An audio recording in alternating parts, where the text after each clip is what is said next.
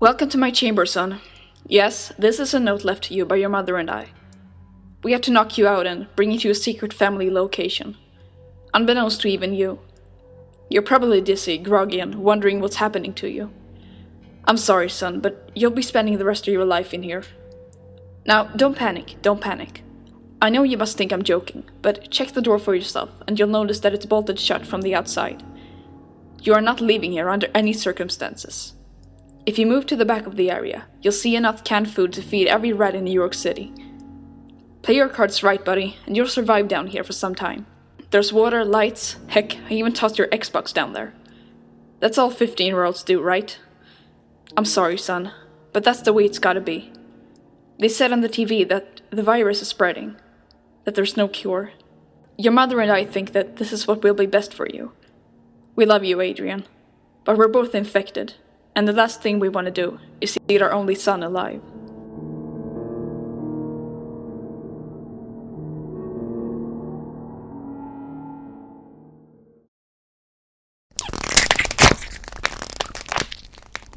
There was a sound almost like an explosive crack that startled me awake.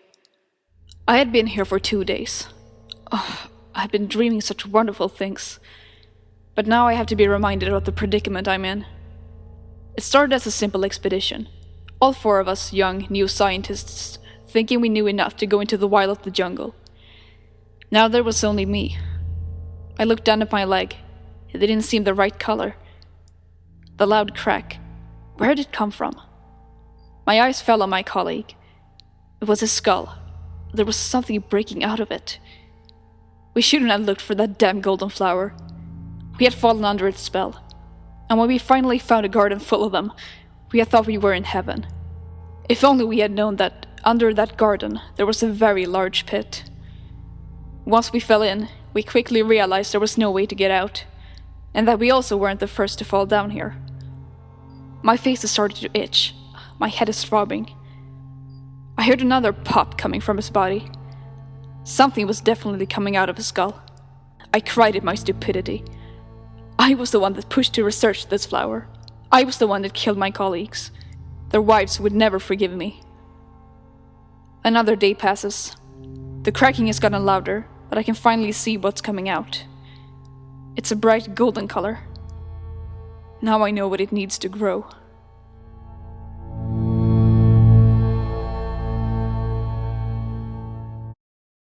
This is a Discovery 14290.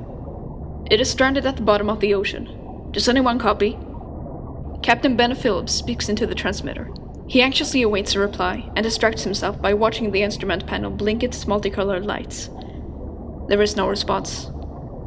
He holds down the transmit button and continues. I have been trapped on the Discovery for days. The door cannot be opened, and I am too weak to get out. The supplies are all spent. I'm starving and thirsty. It's getting hard to breathe. Please help me. He pauses. No response. Help me. Someone please help me, he pleads. With little strength he can muster, he bangs against the submarine door. His tears round down his face as he screams out hysterically. Mom! Help me, Mom! Let me out, Mom! Mrs. Phillips watches the police leave through her window. Her 5-year-old son, Ben Phillips, has been missing for the last few days. Her estranged husband has not returned her calls. She hoped that her missing son would bring him back. Now she has lost both husband and son. She and Ben went out into a lake on a boat. She had put Ben into a small barrel, told him he's the captain of the submarine and to explore the ocean. He happily complied and climbed in. She placed some bricks and told him it was his supplies, and sealed the barrel tight, then pushed it overboard. They'll never find him. The thought gave her a small solace.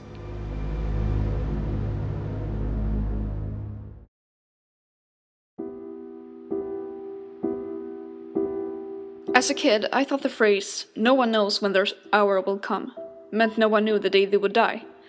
But we're aware of everyone else's state, just as I was.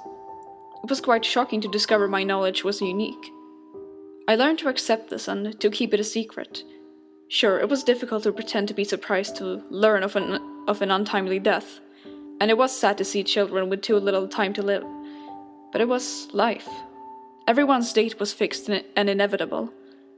That is, until the day I took my chances. Talked a depressed friend out of committing suicide, and saw I had postponed his date by several decades. Knowing I could delay deaths made me throw myself into a personal crusade. Sadly, I wasn't careful, or successful enough, and ended up on trial for several manslaughter accusations. I was acquitted in all of them, but my image was tarnished and people became afraid of me.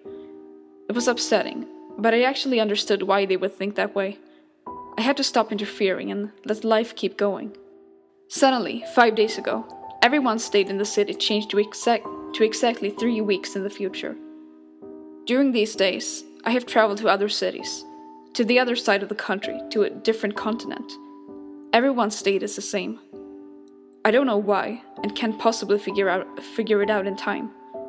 Humanity, including, I presume, myself, is less than a month away from extinction, and there's nothing I can do about it.